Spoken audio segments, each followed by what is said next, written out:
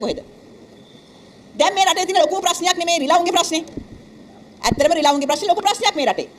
අනුරාධපුරයේ දැන් මේ වෙනකොට එක පුද්ගලයාට එක රිලව ගන්න. ඒ කියන්නේ ජනතාව ඉන්න ප්‍රමාණය හා සමානව රිලව් ඉන්නවා. ඒක ලොකු ප්‍රශ්නයක් මේ රටේ. මොකද වගා බිම් විනාශ කරනවා, වගාවන් විනාශ කරනවා ඒක ලොකු ප්‍රශ්නයක්. මේකට ස්ථිර විසඳුමක් අවශ්‍යයි. ඔයගොල්ලෝ දන්නවද කෘෂිකර්ම ඇමති දීලා තියෙන විසඳුම මොකද්ද කියලා? රිලවුන් ඉන්න තැන් වලට දිවියන් ඉන්නේ. මේ පත්තරේ කියපු කතාව බොරු කතාවක් නෙවෙයි. දිවියෝ කියන්නේ කොටියෝ. අපේ රටේ ඉන්න දිවියන්ගේ මුද්‍රා ඉස්සම අර රිලව් ඉන්නේ නෑලු. මේක තමයි කෘෂිකර්ම ඇමතිගේ විසඳුම. රිලව් එලවන්න. අනේ ඇත්තටම අපිට මේ වගේ මිනිස්සු ඇයි අපිට අපරාධ මේ වගේ මිනිස්සු මිස්සුනේ කියලා හිතන තරමට පුදුමාකාර කතාවක්. ඔබ කල්පනා කරලා බලන්න දිවියෙක් එහෙම නැත්නම් කොටියෙක්ගේ මුද්‍රා එක්කව කරලා. ඒක ඇත්තටම ප්‍රායෝගික දෙයක්ද? රිලව් ඉන්න තැනකට ඉහිනවක් වගේ යෝජනාවක් අදහසක් රටේ ප්‍රධාන අමාත්‍යවරයෙක් දන්න මිනිස්සුන්ට එනවා කියන්නේ ඒකෙන් පේන්නේ ඔවුන්ගේ නොහැකියාව. ප්‍රායෝගිකත්වයක් නැතිකම.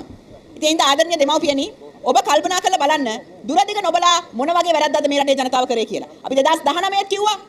ඊට පස්සේ දින ජනාධිපතිවරණයේ මේ පහුගිය මහමැතිවරණයේත් කිව්වා ජනාධිපතිවරණයේත් කිව්වා ඒ ජනතාවට පැහැදිලිව තේරුන්නේ නැහැ තිබ්බේ දේශපාලඥයොත් එක්ක තරහක් වෛරයක්. ඒ දේශපාලඥයොත් එක්ක තියෙන තරහට වෛරයට වැරදි තීන්දුවක් ගත්තා. මම ඒ දවස්වල නිරන්තරයෙන් කියපු දෙයක් තමයි අපිට තරහ ගිහිල්ලා ඉන්නකොට තමයි අපි අපේ ජීවිතේ වැරදිම තීන්දුව ගන්නෙ. අපිට දුක හිතලා ඉන්න වෙලාවට තරහ ගිහිල්ලා ඉන්න වෙලාවට ඕනට වැඩිය සතුටින් ඉන්න වෙලාවට අපි ජීවිතේ ගොඩාක් වෙලාවට වැරදි